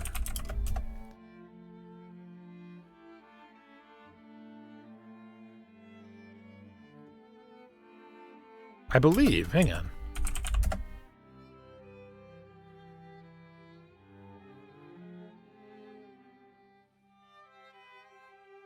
Maybe it didn't.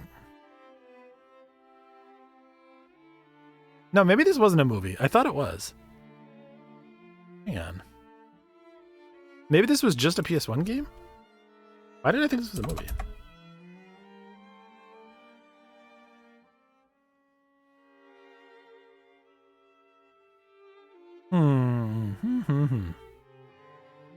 Anyways, obscure Resident Evil style horror on PS1.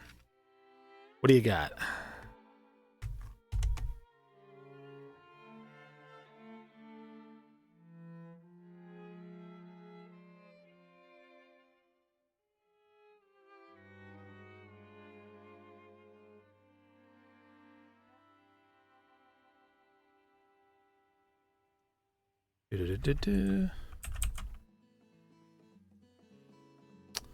Not Sentient, not Shadow Man.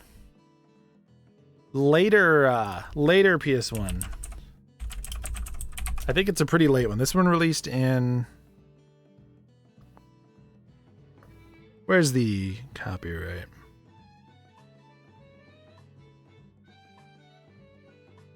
Huh, it's not giving me a copyright date. Oh, 2001. 2001. It's by a developer that did a lot of horror games of that era.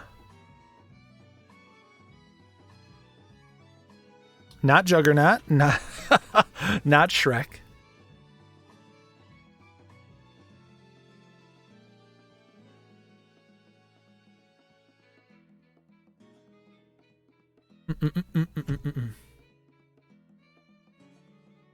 So this one's pretty obscure. I think that unless you're hunting down everything you can about survival horror games, I don't know that you would really ever know this one existed. But it is Alone in the Dark? No. No. It's Martian Gothic. Martian Gothic. Whoop. So if you look, I mean, this is Resident Evil as it comes. Like, if I just showed you those screenshots, you'd never know that it wasn't Resident Evil. So we got some solid opportunity for survival horror this October. And we got it for a pretty good price. $12 on this one is pretty solid. This one has not this hasn't shot up in the way other horror games have. So this might be one to pop on sooner rather than later. You saw a speed run of it. How was the speed run? It's got a 3-character control system and stuff.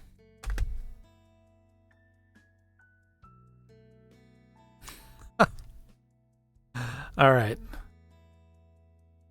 So I'm excited. I'm going into that one pretty much completely unknowing of what the gameplay is like. I wanted all the survivor horror I could get, and it was a really good price, so I popped on it. You don't remember? All right, this next one. This one was a pretty good find on PS1. I've wanted this game for a long time, but I had never popped on it. I don't think I can give any hints other than to say this was a pretty important, pretty formative horror game of the time. In fact, there is one other hint I could give everybody. You can put the hint in chat.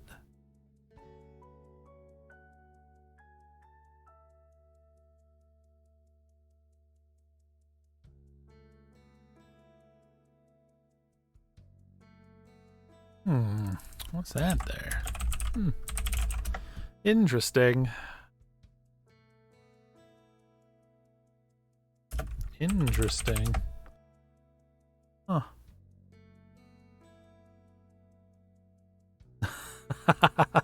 Eric Olson knows what's up. Also, hey Eric, how's it going? Yeah, we got a copy of D at the same half-price books. Really clean copy, and $60 on this is a pretty dang good price. Pretty dang good.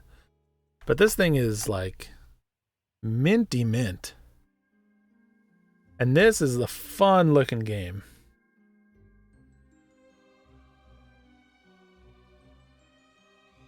Adventure, like a horror adventure game.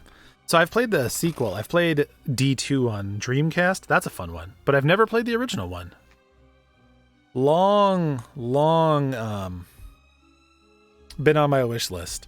So when I found it for this, I was very pumped. One thing that is a little weird about this one, so I don't know if all of them came like the, or came with the insert. So the copies a lot of times will have like an insert flap that has the discs. This one just came with the discs in sleeves, but they're the sleeves that have the ridges on the outside that actually fit into the slots. So I'm inclined to think that they were sort of designed for that. That's how like the discs for Panzer Dragoon Saga come. But gosh, yeah. I know, right? Clean long box in 2021. Like, look at this thing. Look at that. You can't catch a crack on it.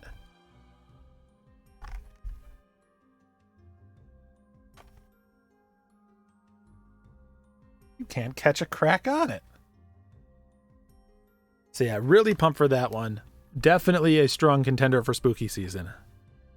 I've committed to no games in particular for spooky season. We just are kind of amassing a bunch of potential options, and we'll go from there.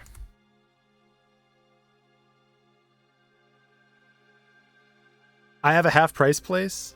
So Eric, I do have a half-price books near me. I have a couple near me. But just because they're half-price books doesn't mean that they always have good prices.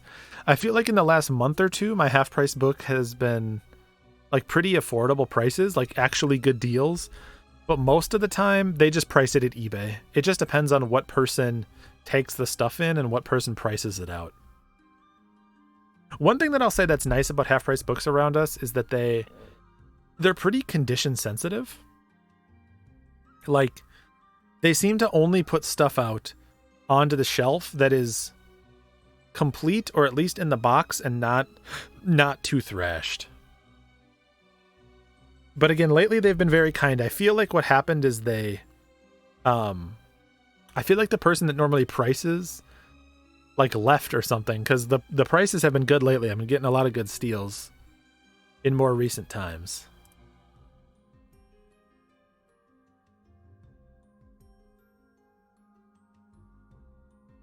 Yeah, it is pretty nice. Yeah, we got two awesome horror games on PS1 and only one awesome horror game on 3DS.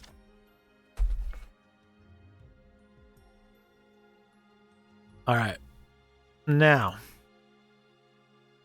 this is like kind of a scary song. Songs from Folklore. All right, here we go. There we go. All right, so we got one Genesis game. This is the last of the games I have that I picked up with credit at that game store. This is a complete Genesis game. It's based on a very popular movie franchise. Very famous, like, action horror franchise. Yeah, come back. Look into it for sure. Again, I don't know how well the actual game plays, other than that it is an RE-style game, but it's supposed to be pretty good. Or it's supposed to be pretty interesting. Not pretty good. I can't speak to if it's good or not. But I'm excited to give it a shot, to go in just completely without any prior knowledge. That's a pretty high contender for spooky season streams. Yep, Eric, you got it. All right. We picked up a copy of Alien 3 on the Sega Genesis. The manual's a little beat up, but again, I don't really mind that. And see, there's the manual. And again, this was all just in trade credit. So this one is like a side-scrolling platformer with a little bit of, I think, Metroid energy to it. See, maze of corridors. So yeah, I've heard that game's pretty solid. I have some friends that have recommended it to me before. I don't know if that is a preferred version of it, like Genesis versus something else, but it was trade credit, and it was $26.95 trade credit, which is pretty solid. No, it's not too expensive. I think it's like a $30 game. I mean, that's not like dirt cheap, but. All right, everybody. I want to say that there was a Super Nintendo port of that, but I don't know. You know, sometimes in that era it's a different game, and sometimes it's the same. But it definitely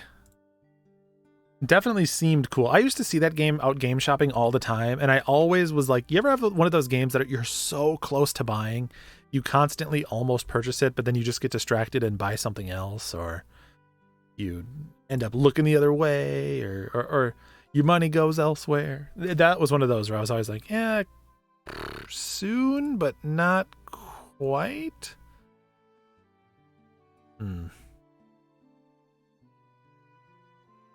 And yeah, the Alien Infestation on DS is pretty expensive. It's a really good game though.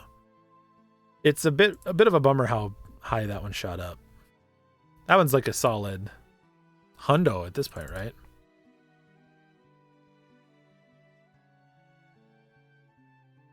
All right, we're down to our last two. We're down to the Super Nintendo pickups. Oh, that's cool that you got one recently. I hope you enjoy it. It's really fun. Heck yeah.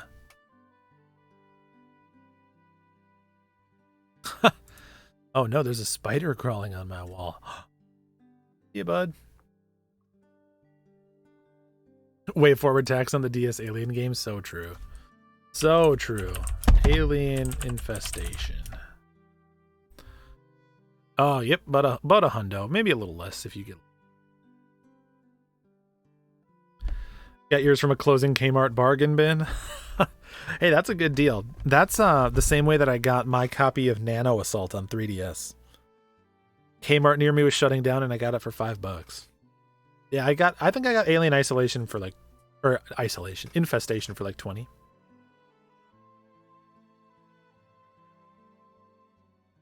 All right.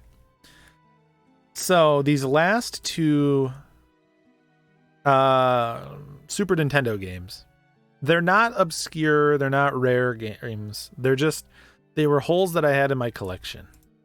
And a friend of the Polykill podcast sometimes hangs out in the stream here too. You may or may not know him. Goes by the name Syphil Jeff.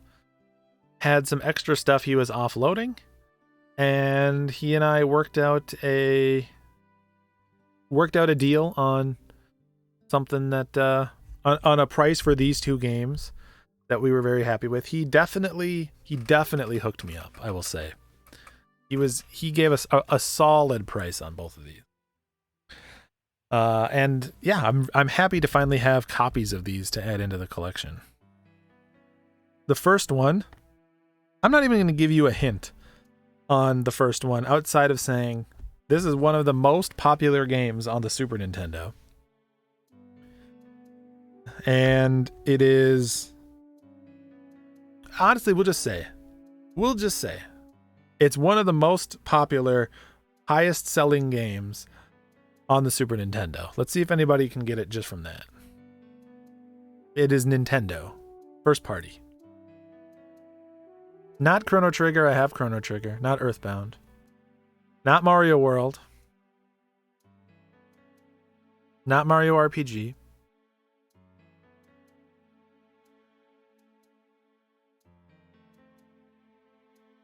All those are good guesses.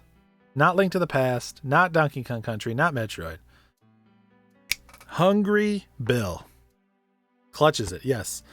Finally got a nice complete copy of Super Mario All-Stars. Really nice shape.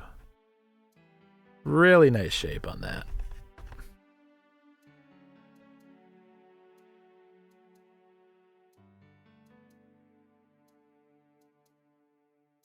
Yeah, that's a fun one to have.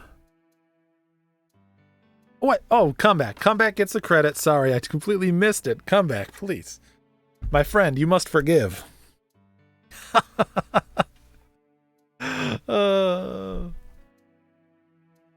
Eric, I don't know. I think that these are both about roughly the same price. Your SNES came bundled with that in Mario World back in the day. You know, I've never actually owned the Super Nintendo copy of this game in any form. I have the Wii version, but the Wii version is not good. The Wii version does not play well. So I'm happy to finally have like an actual Super Nintendo copy. What I really want to do is go through Lost Levels, which I've never done. Yeah. Real nice. And it is complete. Bust her open here. Show ya. Got a nice card in there. A nice manual in there. All very pretty. Yeah. Huge thank you to Syphil Jeff for hooking it up with this one. Very much appreciated. And then the last one that we have to share today. This is probably my favorite. It's not my favorite Super Nintendo game. This is going to be a weird sentiment, but it's my favorite game that I didn't own a physical copy of. I genuinely think that this is one of the best games on the Super Nintendo. Honestly, one of the best like games of its style ever.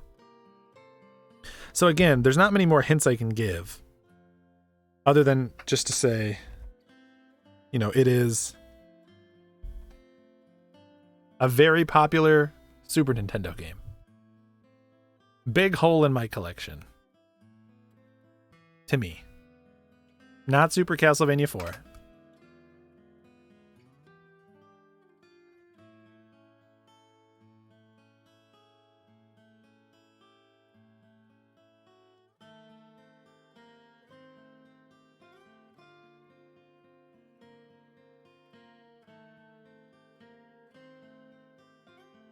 Not ActRaiser. Not Aladdin. Genre? Not Mega Man Soccer. What's a good hint I could get?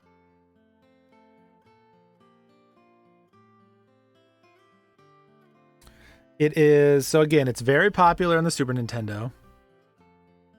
It did come up from a franchise that was also on the NES. Not Stunt Race, not Star Fox. I'm not going to give you too many hints because we're closing her down on this one. Not A Link to the Past. Good guess, though. Gotta make sure nobody said it.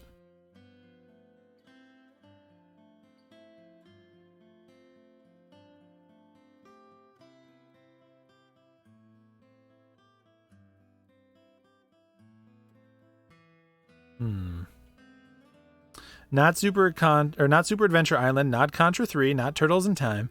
Wow, there's a lot of good guesses here. I'm liking it. I feel like you're so close. Not Gradius 3.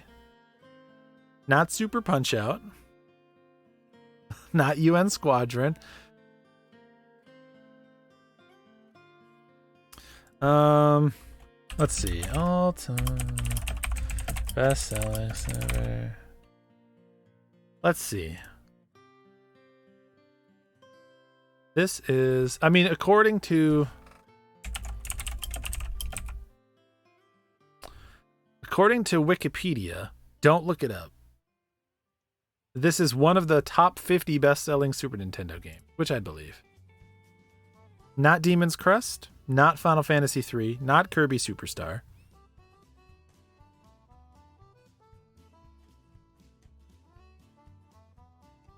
Honestly, I would have expected this to be a higher seller. Interesting.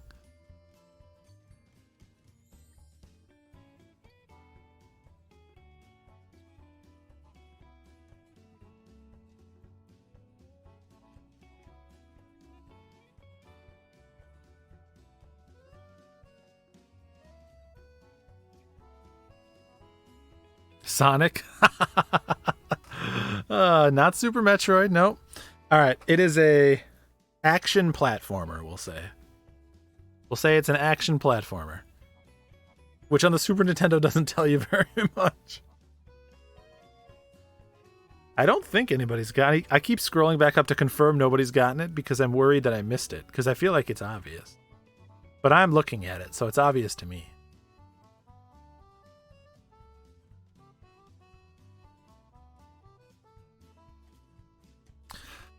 Eric gets it. Way to go, Eric. Yes, we finally have a nice complete copy of Mega Man X. Again, great condition. He took good care of his stuff.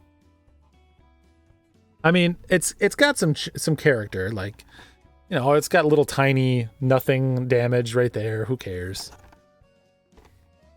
Yeah. Rock solid. I love this game. But I've never played the, like, most of my experience has been with the collection, like the X collection or Virtual Consoles. I have played the Super Nintendo version, but I've never like owned a complete copy and played it all the way through on the Super Nintendo version. I know I was going to say something when you said soccer, but I didn't want to give it away too quick. I know this for a long time has felt like the biggest, like, obvious hole in my collection of games that I really love on Super Nintendo that I didn't have. So I was really happy to get it. Really happy to get it.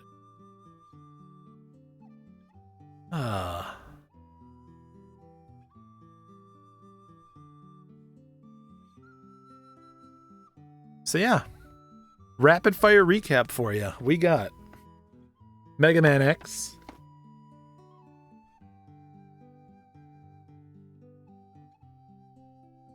Super Mario All-Stars. Eric, I got these from a friend of... I bought them off of a friend in the Discord of my podcast. We got Dragon Warrior Monsters, The Jungle Book,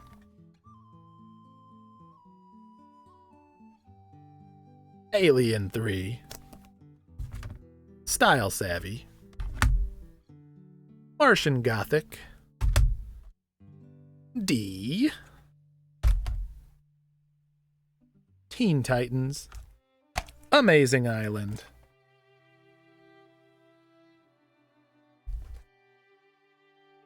House of the Dead 2-3, Poke Park 2, Rango, Mini Ninjas, Halo Master Chief Collection, Dead Rising 3, Sea of Thieves. Ugh.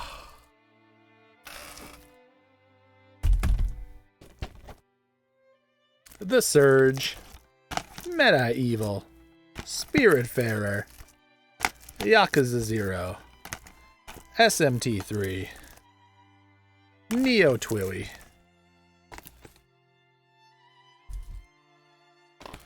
Mario 3D World, Cotton Reboot, The Medium, and Tormented Souls.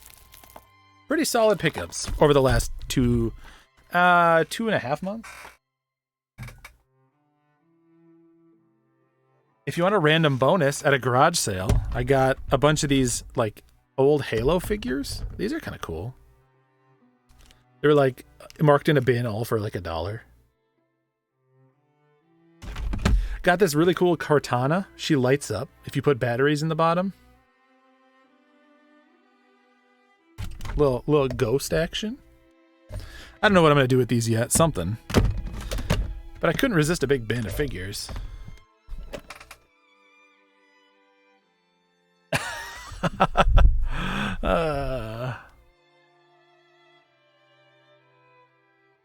Solid pile of pickups indeed. Solid pile of pickups. All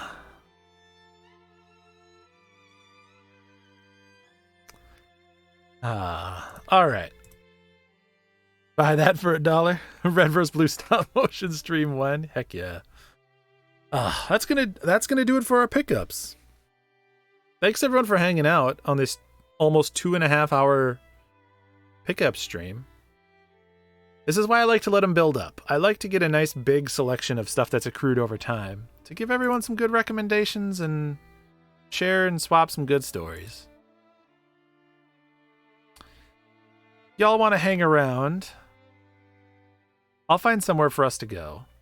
Send some love somewhere else.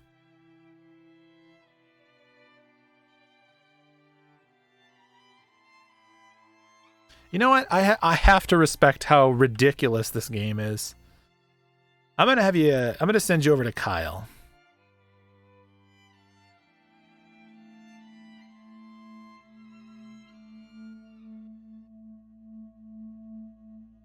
I don't know what Kyle is playing exactly, but it seems absurd. So we're gonna send you over to Kyle. Go say hi to Kyle. Thank you for the nice pickups, my dude. Thank you for the great stream. We'll be back on Tuesday with more good Dragon Age. Hope everybody has a good long weekend. If you have a long weekend, take care of yourselves. Stay safe. I heart you all. Until next time.